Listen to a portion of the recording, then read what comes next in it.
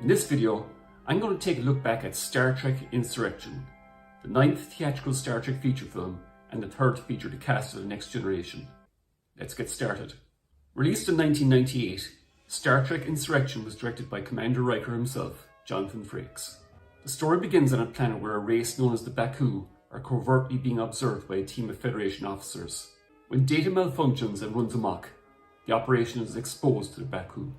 When data is recovered by the crew of the Starship Enterprise, Captain Picard discovers that the Federation are in league with an alien race known as the Sona to steal the Baku planet's rejuvenating properties. Despite being ordered to withdraw from the area by the Starfleet Admiral in charge of the operation, Picard and the rest of his crew disobey and attempt to prevent the Baku from being forcefully removed from their planet by the Sona. With the first two Next Generation films having an overall serious tone involving major characters dying in alien invasions, the producers of the series set out to create a third film which would have a much lighter tone. Michael Piller, a well-regarded writer, was key to the TNG series' success when he came on during that show's 3rd season, was asked to write the script. Michael Piller, along with the likes of Harv Bennett and Gene L. Coon, belong in the Star Trek Hall of Fame for having rescued the franchise at key points in its history. The writing quality in the first 2 seasons of TNG were not the best, to say the least. When Piller came on during the Next Generation's 3rd season, the show's quality leapt to new heights. Piller later also co-created Deep Space Nine and Voyager, but by 1996 left the franchise to start his own production company. Piller, however, agreed to come back to work on the 3rd Next Generation film. Various story ideas were discussed, including Picard setting out on a rescue mission similar to the 1937 film The Prisoner of Zenda, and another involving the return of Data's twin brother Lore. The latter was dropped when it turned out to be too similar in tone to Wrath of Khan. Ultimately, Piller settled on a story involving the search for a fountain of youth. Piller was inspired by commercials involving the rise of people having plastic surgery and the emphasis on youth in popular culture. The Romulans were initially supposed to be the villains, but this was later changed to a new alien race called the Sona.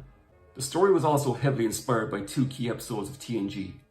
Homeward, involving a crew of people being relocated by a flying holodeck to a new planet, and Who Watches the Watchers, which involved a duck blind to observe a seemingly primitive alien culture. Jonathan Frakes, after having done such a great job directing the previous film First Contact, was again chosen to direct Insurrection. Incidentally, the producers had a hard time deciding on a title for this film. Many were put forward, including Star Trek Stardust, Star Trek Beyond Paradise, Star Trek Sacred Honor, and Star Trek Forever, and more. It got to the point that when shooting started, that the script was just named Star Trek 9, and the final title of Insurrection wasn't decided until very late in shooting. Despite being the 9th film in the motion picture series, this is the first Star Trek movie to have the Prime Directive as a major part of its plot. The Prime Directive, also known as Starfleet General Order 1, is a guiding principle of Starfleet that prohibits its members from interfering with the natural development of alien civilizations. It's mainly used to prevent pre-warp civilizations and Starfleet crews introducing advanced technology, values, and knowledge before they are ready. This has been a feature of Star Trek since the 1st season of the original series. Although Gene Roddenberry created Star Trek, the Prime Directive is believed to have been the idea of writer Gene L. Coon, one of the unsung heroes of Star Trek in my opinion.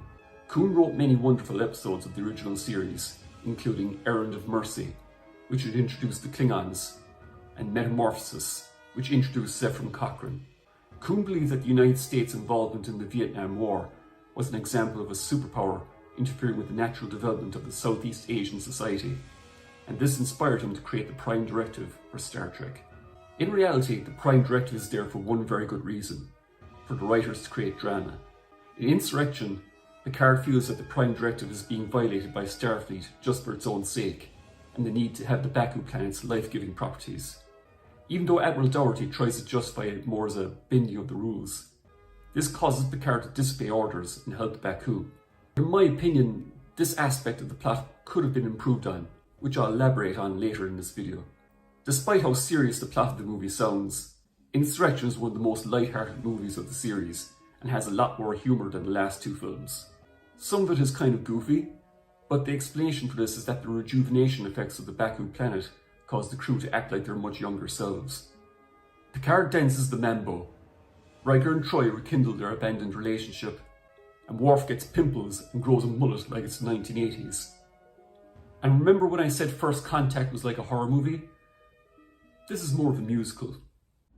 A British tar is a soaring soul, as free as a mountain bird. It's to the movie's credit that they don't go overboard with this, as there was even more comedy hijinks that were left on the cutting room floor, such as Riker and Troy acting like teenagers in school, and Picard having a working lunch. So while the movie is fun, the movie is well paced enough that it never undermines the serious nature of the main storyline. Thankfully, filmmakers seem to realise that after 2 movies of Data getting used to emotions with his emotion chip, they decided to just leave it behind. It's just casually mentioned that Data still has the chip, but isn't currently using it. I've said before that the appeal of Data is that despite his great knowledge and strength, he's very innocent, and his normal, for him anyway, interactions with the crew and a small boy on a planet are some of the best scenes in the film. One of the most common criticisms of this movie is that it feels like an extended episode of the TV series. I'd say there's definitely some truth to that, but I don't think that's necessarily a bad thing. Star Trek's roots are in television, so it's not surprising that most of the movies tend to have a TV episodic feel at times. Fans have often referred to the reset button when it comes to Star Trek. Often the writers would be allowed to do pretty much anything they wanted with a story. They could blow up the ship, the captain could be turned into good and evil twins, main characters could meet the love of their lives, but in most cases the reset button would be clicked and everything would be back to normal by the end of the episode and we'd be forgotten by the next. This is something that's become less common in this age of streaming and the rise of what's called long-form storytelling. Viewers don't have to wait a week in between episodes anymore and often binge watch entire seasons of TV shows. More than that though, the budgets for the Star Trek movies, before 2009 at least, were not enormous. Star Trek the Motion Picture had a huge runaway budget, and Paramount had to scale things back for the subsequent entries in the series. It is interesting, however, that the Wrath of Khan, the movie which cost the least amount of money to make, is often regarded as the best. Money is not tantamount to good ideas in storytelling. The Baku, the alien race in the film that are in danger of being forcefully relocated by the joint Federation Sona alliance, are depicted as an Amish-like society that have rejected most forms of technology of the 24th century. This is despite the fact that they were originally a technologically advanced race who were brought to the edge of extinction due to civil war and have reverted to a more simpler way of life. I've seen some refer to the Baku as one of the more boring alien races that have appeared in Star Trek. Yes, it doesn't help that they don't have an alien appearance and look exactly like us, but I think the way that they've shunned advanced technology to live a simpler life is unique. Also, I think the decision to make them look human highlights the difference between them and the Sona, particularly later in the film when the 2 races are revealed to be connected. In this way, they are the complete opposite of the Borg from the previous movie First Contact. The Sona are an alien race that are depicted as cosmetic surgeons taken to extremes, and have a mummified appearance due to years of trying to extend their lifespans with genetic manipulation. While they're pretty generic villains overall, I think the way their race and technology are depicted is interesting. They are later revealed to be the same race as the Baku, and are really their grown-up children who grew old, while the Baku stayed young on the planet. So when you rewatch the film knowing this information, the Sona are more interesting villains than they appeared originally. Ruafo, the leader of the Sona, is played by F. Murray Abraham.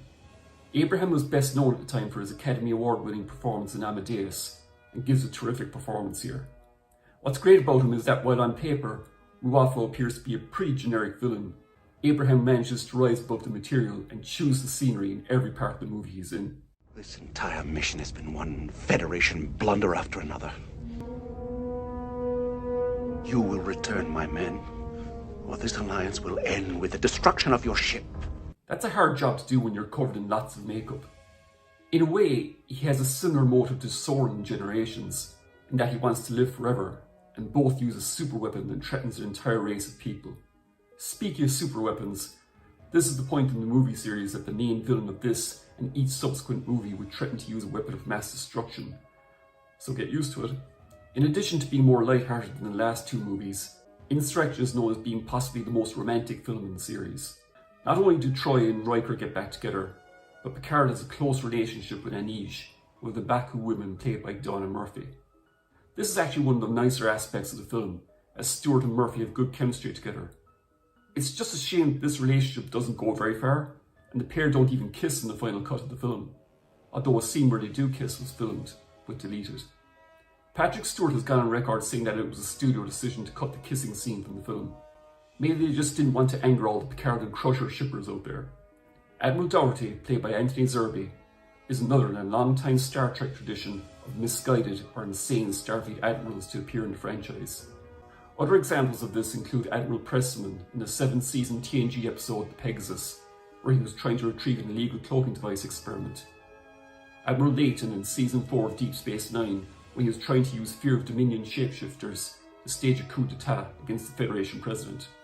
And possibly worst of all, Admiral Marcus in Star Trek Into Darkness, who revived the supervillain Khan to design weapons for his new militarized Starfleet and tried to destroy the Enterprise to cover it up. Dougherty, in my opinion, is more of a misguided character in Insurrection, and actually has the full backing of Starfleet to relocate Baku from their planet. He does cross the line when he gives Ruafo the go-ahead to fire on the Enterprise to stop them from contacting Starfleet. Unlike many of the other rogue admirals in the Star Trek franchise, he does redeem himself when he tries to get the Sona to stand down when the truth about their link to the Baku comes out. Although he does pay the price for this by getting facelifted to death. I think the character overall is a bit of a missed opportunity, which I'll talk more about in a minute. At this point in the late 1990s, Star Trek was everywhere. 2 shows, Deep Space Nine and Voyager, were airing on television, and with this, the third in the Next Generation feature series, there was a shared universe not unlike the modern day Marvel Cinematic Universe. Insurrection has lots of Easter eggs and references to the larger Star Trek universe, such as the mention of the Dominion War that was taking place on Deep Space Nine, and the drugs that their soldiers, the Genitar, used. In fact, Quark, a major character from DS9, was supposed to make a cameo appearance at the end of this film, but it was cut. Worf was a series regular on DS9 at the time, and they always had to come up with some excuse to have him on the Enterprise with each film. Insurrection marked a major turning point for the movie series in terms of its visual effects. For the first time ever, computer graphics were used entirely for all the shots of the Enterprise and other spaceships rather than physical models. I have to admit that at the time, it took me a while to get used to this. There is just something so timeless and real about the model shots of the Enterprise in previous movies, especially in the motion picture. CGI just doesn't have that same sense of reality, in my opinion. Nowadays, it's not so noticeable since everything in space is done CGI now. I really do miss physical models though. George Lucas, for all the criticism he received for his use of CGI in the Star Wars prequels, still made a lot of use of models and miniatures. I'm no computer graphics expert, but I can always tell whether a lot of time and effort has been put into CGI effects. The effects work in Insurrection are a little inconsistent, given that they were the work of 2 different effects houses, Blue Sky Studios and Santa Barbara Studios. Industrial Light and Magic, which had worked on most of the previous Star Trek movies, were unavailable at the time due to them being busy on Star Wars Episode 1, The Phantom Menace. Despite the movie's relatively small scale, there's still plenty of action. The opening scene where a malfunctioning Data runs amok is absolutely brilliant, and really scary considering that we don't know why he's acting this way. Actually, a lot of the action in this movie, in contrast to First Contact, takes place down on the planet with absolutely gorgeous location photography. The space battle between the Enterprise and the Sona ships is very decent as well. It's great to see Riker in command here, and I know some people think it's pretty silly to see him using a joystick to pilot the Enterprise, but as someone who enjoys video games, I think it's fun. I've always found it funny when the Trill helmswoman gives Riker this look. The problem is, while all this action is impressive, the simple fact is that there was just so much Trek on television at the time with extremely high production values that this movie just looked more and more like an extended TV episode. There were 2-part episodes of DS9 and Voyager more ambitious than Insurrection at the time, so a TNG movie had to be more of an event. That's not so much of a criticism on my part as more of an observation. The big action climax of the movie is where Picard fights Ruafo on his radiation collector ship. This was actually heavily reshot, as while in the final cut of the film, Ruafo is blown up along with the ship. The original ending had Ruafo being exposed to radiation and de-aging younger and younger until he basically didn't exist. Even though the effects for this ending weren't completed, I'm glad that they changed this. While Ruafo dying this way is very ironic in that he's getting exactly what he wanted, just too much of it, I think it's a more satisfying ending in the final cut of the film as he gets blown up along with his ship. However, this is the second time in the Next Generation movies Picard has to save the day by stopping the villain from using his doomsday weapon, and it wouldn't be the last. While Insurrection is a decent Star Trek film, I can't help but feel that there are a lot of missed opportunities with it. The movie has several potentially great ideas, but ultimately plays it safe and fails to capitalise on them. While Picard disobeys the orders of the Starfleet Admiral in charge of the Baku operation, we never even see other Federation ships or personnel besides the Enterprise and its crew. Admiral Doherty is working exclusively with the Sona, but the potential for great drama would have been increased if Doherty had several Federation ships crewed by Starfleet personnel on hand. If the Enterprise had been forced to fire on their own ships and fellow Starfleet crew, the stakes of this story would have been raised a great deal. At the time the film was released, Star Trek's rival sci-fi series, Babylon 5, depicted a long-running storyline where civil war broke out amongst the Earth forces. At the end of the day, the Enterprise is perfectly justified in defending itself against the Sona ships, and the ease at which Riker convinces the Federation Council to halt the relocation of the Baku people, which happens off-screen, is a bit of a cop-out. Also, as I mentioned before, the romance between Picard and Anish pretty much goes nowhere. Even though he promises to return during his vacation, it would have been interesting going forward into future movies for Picard to be in a committed relationship with someone, and how he would balance that aspect of his life with commanding the Enterprise. At the end of the day, it comes down to what I said before about that reset button. All is forgiven and forgotten by the end of the movie, and the Enterprise flies off at the end to their next adventure. Overall, Insurrection is a fairly lightweight Star Trek adventure. It's fun and very well made, but it's not a particularly memorable entry in the series. It is in essence a perfectly decent standalone episode of Star Trek The Next Generation, with a bigger than usual budget. It would be a longer wait than usual, 4 years in fact, before Picard and his crew return for what would turn out to be their final big screen adventure, Star Trek Nemesis. And that's the movie I'll be taking a look at next time. Thanks so much for watching this video. If you enjoyed it, then please hit the like button, consider subscribing if you haven't done so already, click the bell for notifications. Let me know in the comments, what do you think of Insurrection? Do you think it's underrated? I hope you all look after yourselves, and I'll see you all in my next video. Bye for now.